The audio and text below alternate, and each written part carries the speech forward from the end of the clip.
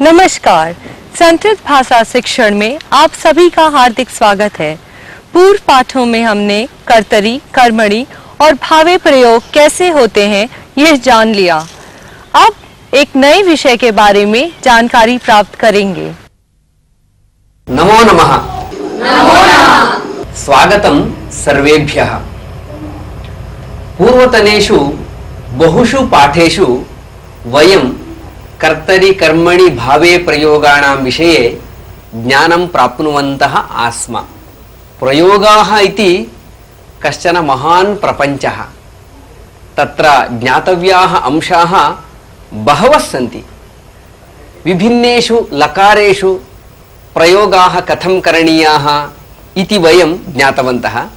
अद्य अन्यम् एकं नूतनम् अंशं जानीमः।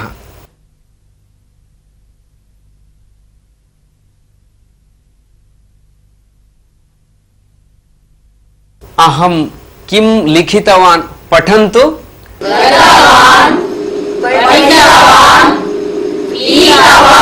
समीचीनं। गतवान्, पठितवान्, पीतवान्, स्थितवान्, दृष्टवान् इत्यादीनि सर्वाणि अपि तवतु प्रत्ययान्तानि रूपाणि। कानि रूपाणि? तवतु प्रत्ययान्तानि रूपाणि। समीचीनम्। एतेषां प्रयोगः सर्वदापि कर्तरि एव क्रियते। तवतु प्रत्ययान्तानां प्रयोगः कर्तरि एव क्रियते। एतानि तु रूपाणि पुल्लिङ्गे। एतेषां स्त्रीलिङ्गे रूपाणि अपि भवन्तः जानन्ति एव। यथा गतवान् इत्यस्य गतवती किं भवति? गतवती। पठितवान् इत्यस्य पठितवती। पीतवान् इत्यस्य पीतवती। स्त्रीलिङ्गे तादृशानि रूपाणि भवन्ति। एतावत् भवन्तः जानन्ति एव। तथापि वाक्येषु एतेषां प्रयोगः कथं कृतः आसीत् इति स्मरणार्थं पुनः एकवारं सर्वेपि एकम् एकं वाक्यं वदन्तु। भवान् आरम्भं करोतु। गौरीशः द्वारम् उद्घाटितवान्। अहं सुन्दरं पुष्पं दृष्टवान्। सः देवालयं प्रति गतवान्। चालकः विमानं चालितवान्। सः जलं पीतवान्।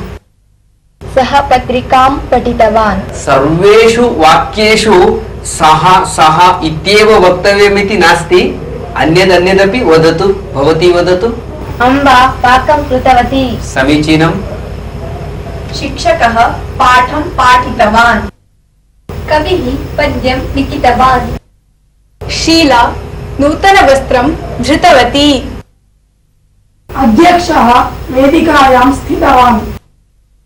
मोहनः समुद्रतीरे क्रीडितवान्। समीचीनं। सर्वे उत्तमानि वाक्यानि उक्तवन्तः।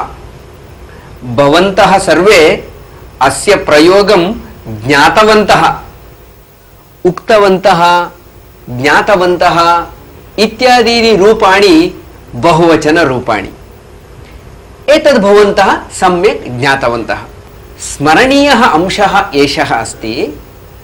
क्तवतु प्रत्ययान्तस्य प्रयोगः सर्वदापि कर्तरि एव।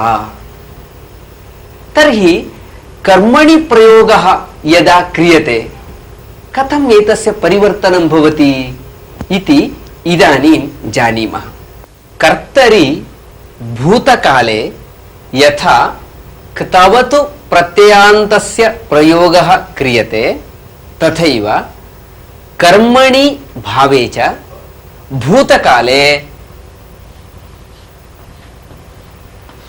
क्त प्रत्ययान्तस्य उपयोगः क्रियते। कस्य उपयोगः क्रियते? प्रत्ययान्तस्य प्रयोगः क्रियते। समीचीनम्।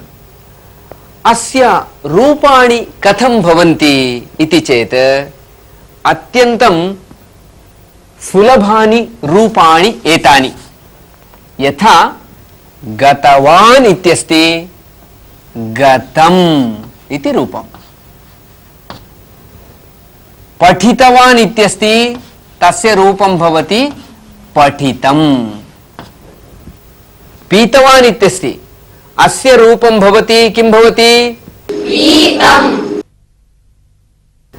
गतं, पठितं, पीतं, दृष्टं, श्रुतं, कृतं, स्थितं इत्यादीनि रूपाणि भवन्ति कर्मणि भावे च भूतकाले। स्पष्टमभवत्? आम्, स्पष्टम् अभवत्। समीचीनं। तर्हि एतेषां प्रयोगपरिवर्तनं कथं करणीयम् इति इदानीं जानीमः। कानिचित् वाक्यानि लिखामि, परिशीलयन्तु। रामः गतवान्।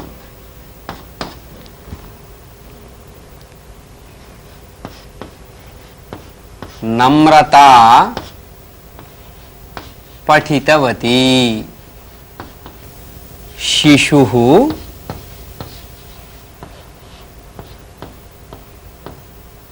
रुदितवान्। अत्र गतवान्, पठितवती, रुदितवान् इत्यत्र कः प्रत्ययः अस्ति? अस्ति, क्तवतु प्रत्ययः अस्ति। समीचीनम्। यदा प्रयोगपरिवर्तनं क्रियते अस्मिन् स्थाने क्त प्रत्ययान्तस्य रूपम् उपयोक्तव्यम्। तदा भवन्तः जानन्ति अत्र कर्तृपदस्य प्रथमविभक्तिः अस्ति। कर्मणि प्रयोगे कर्तृपदस्य का विभक्तिः भवति? तृतीया विभक्तिः भवति। समीचीनम्। अतः तदा वाक्यम् एवं भवति, रामेण गतम्। किं वाक्यम्? रामेण गतम्। द्वितीयं वाक्यं किं भवति? भवन्तः एव वदन्तु। नम्रतया पठितम्। बहु समीचीनम्। नम्रतया पठितम्। तृतीयं वाक्यं कः वदति? विश्वनाथ, भवान् वदतु। शिशुना रुदितम्। बहु समीचीनं। शिशुना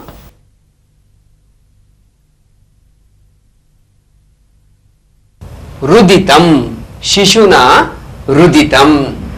अतः गतं, पठितं, रुदितम् इत्यादि रूपाणि क्त प्रत्ययान्तानि रूपाणि।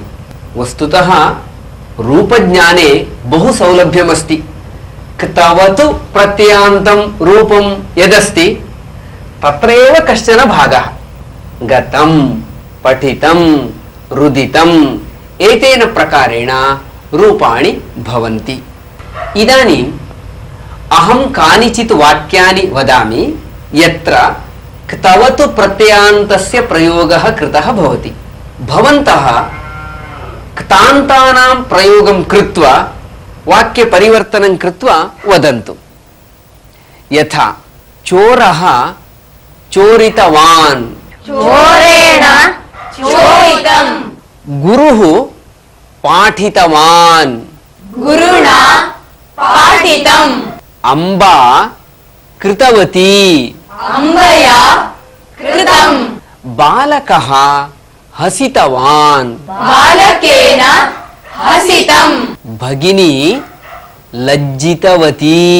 भगिन्या लज्जितम्। सेवकः नीतवान्। सेवकेन नीतम् गोविन्दः खादितवान् गोविन्देन खादितम् सीता पीतवती सीतया पीतम् अहं दृष्टवान् मया दृष्टम् त्वं हसितवान् त्वया हसितम् समीचीनं सम्यक् प्रयोग परिवर्तनं भवन्तः कृतवन्तः गतम, पीतम, लिखितम आदि त प्रत्यय रूप है। इनका वाक्यों में कैसे प्रयोग करना है ये भी आपने जान लिया। परन्तु अत्र स्मरणीयः कश्चन अंशः अस्ति। कः सः इत्युक्ते रामेण गतं नम्रतया पठितम् अनयोः वाक्ययोः मध्ये कर्मपदम् अस्ति किम्? नास्ति सत्यं कर्मपदं नास्ति। यत्र कर्मपदं नास्ति तत्र अस्माभिः चिन्तनीयं नास्ति। गतवान् इति स्थाने गतम् इति उपयोक्तुं शक्नुमः एव। किन्तु यदि मध्ये कर्मपदम् अस्ति तर्हि किञ्चित् परिवर्तनं भवति। तद् कथमिति पश्यामः।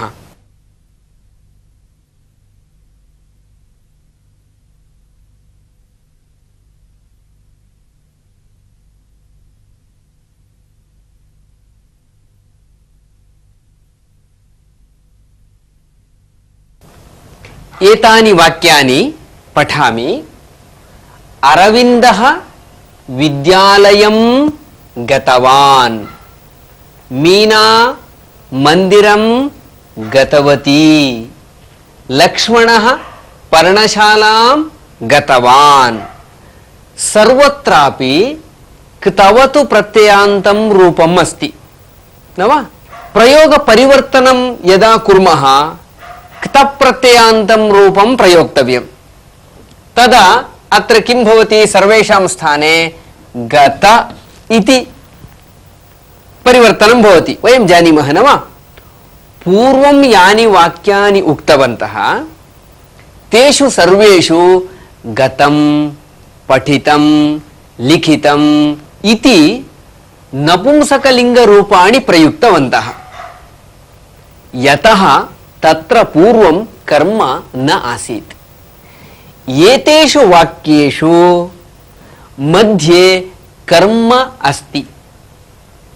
यदा प्रयोग परिवर्तनं कुर्मः कर्मणः प्रथमा विभक्तिः भवति। का विभक्तिः भवति? प्रथमा विभक्तिः भवति। अतः अत्र अरविन्देन विद्यालयः इति भवति।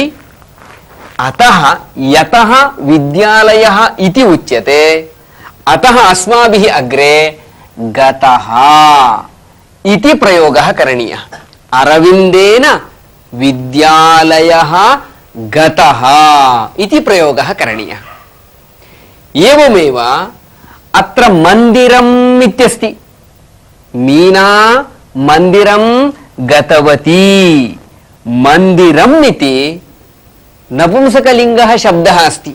अतः अस्य प्रयोग परिवर्तनावसरे किं वाक्यं वक्तव्यं वदन्तु?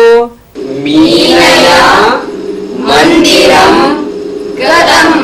मीनया मन्दिरं गतम्। किमर्थं गतम् इति वक्तव्यं? नपुंसकलिङ्गः। मन्दिरम् इति नपुंसकलिङ्गशब्दः अस्ति। अतः गतम् इति वक्तव्यम्।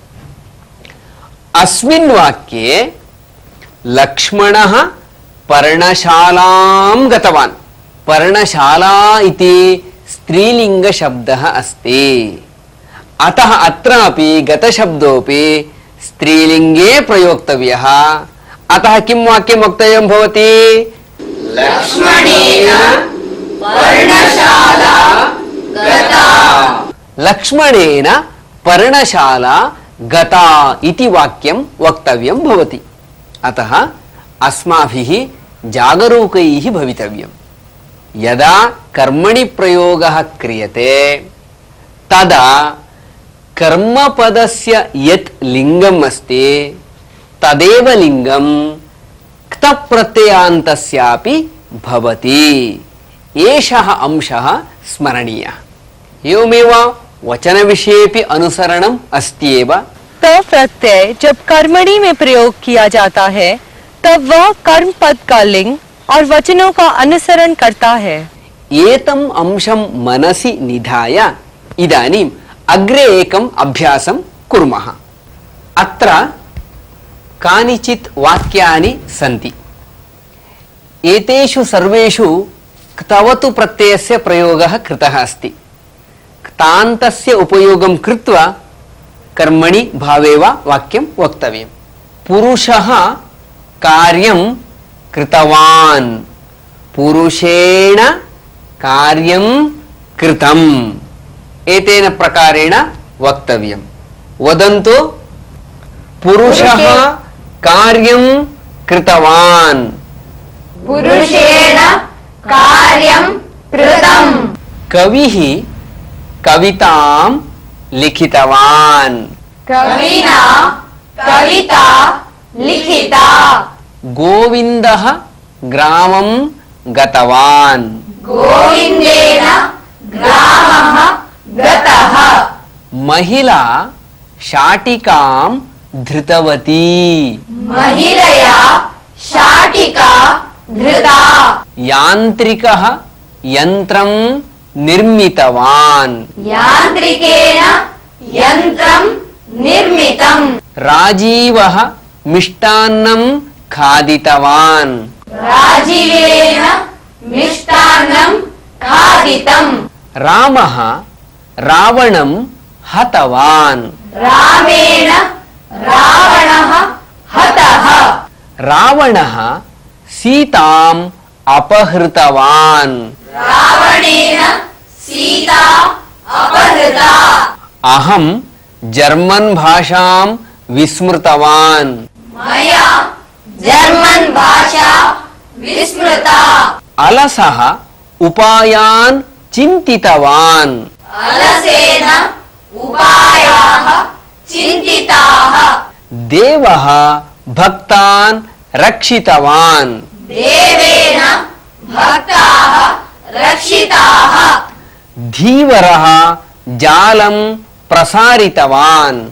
धीवरेण जालं प्रसारितम्। बहु समीचीनं।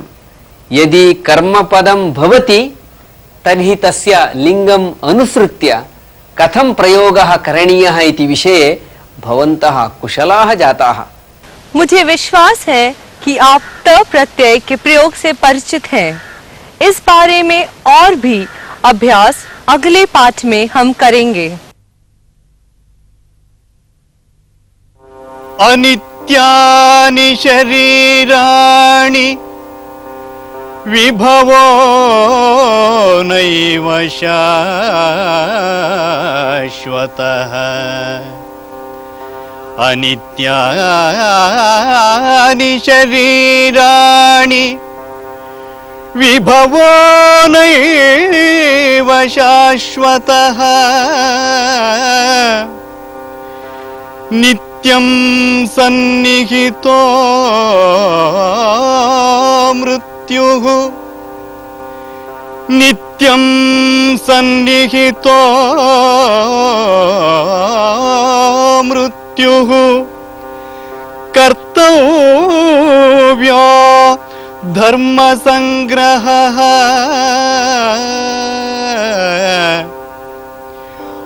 अनित्यानि शरीराणि विभवो नैव शाश्वतः। नित्यं सन्निहितो मृत्युः। कर्तव्यो धर्मसंग्रहः। कर्तव्यो धर्मसंग्रहः।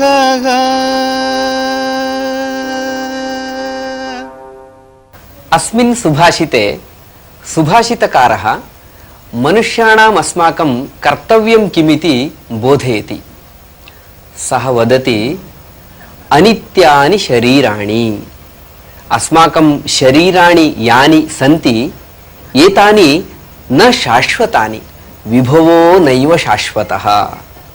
संपत् लक्ष्मीः अस्ति चेदपि सा अपि अशाश्वता एव।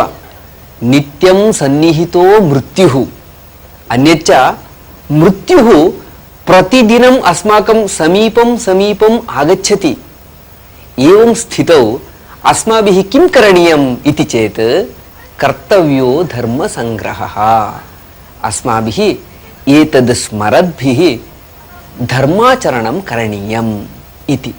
सुभाषित का अर्थ, हमारा शरीर अनित्य है, संपत्ति भी शाश्वत नहीं है, हर दिन मृत्यु हमारे समीप आती रहती है, इसलिए हमें वह काम करना चाहिए जिससे धर्म का संग्रह होता है।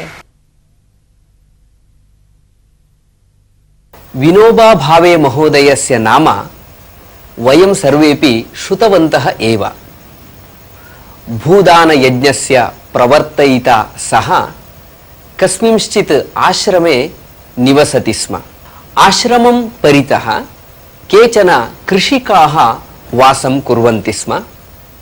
कृषिकाणां क्षेत्राणि आसन्, क्षेत्रेषु आम्रवृक्षाः आसन्। तस्मिन् वर्षे आम्रवृक्षेषु फलोद्गमः उत्तमः आसीत्। वृक्षेषु पक्वाः आम्रशलाटवः विराजन्ते स्म। कृषिकाः अपि अत्यन्तं सन्तुष्टाः आसन्। परन्तु कस्मिंश्चित् दिने अकस्मात् झञ्झावातः आगतः। सर्वेपि आम्रशलाटवः पतिताः अभवन्। केचन शलाटवः भग्नाः अपि अभवन्।